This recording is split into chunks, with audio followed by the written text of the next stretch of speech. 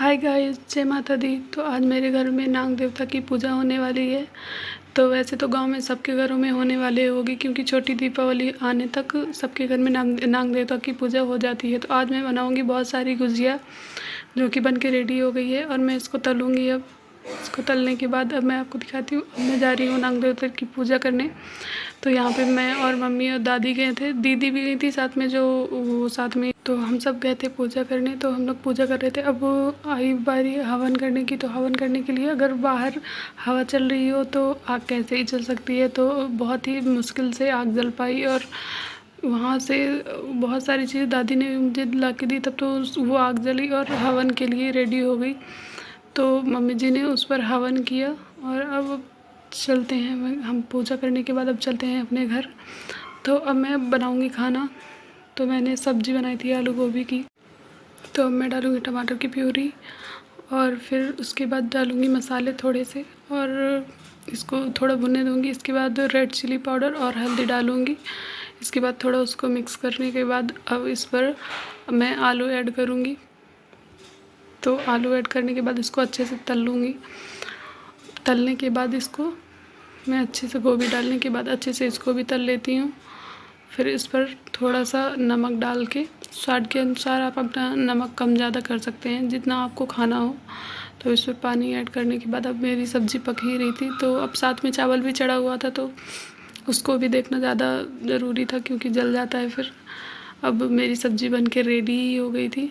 तो मैं देख रही थी, मुझे इतनी खुशी हो रही थी कि मैंने इतनी जल्दी जल्दी सारी चीज़ें तैयार कर ली थी। तो अब तो आप लोग भी बताइए किसके किसके घर में नाग देवता की पुजाई हो रही है या फिर हो गई है। तो आप सब भी बताइए, क्योंकि मेरे घर में तो हो चुकी है।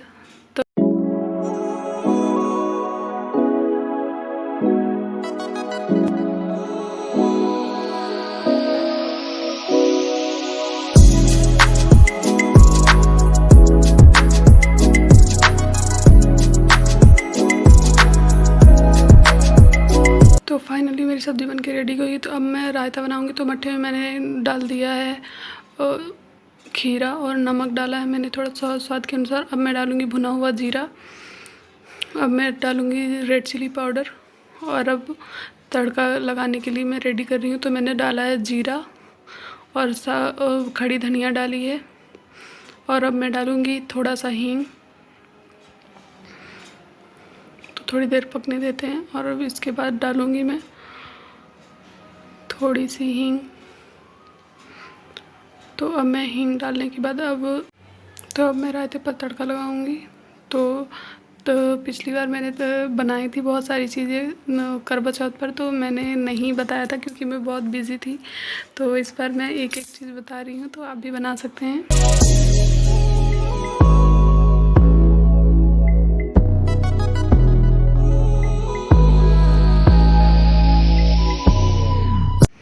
तो फाइनली मेरा खाना बन के रेडी हो गया है। तो मेरे चैनल को लाइक एंड सब्सक्राइब करिए।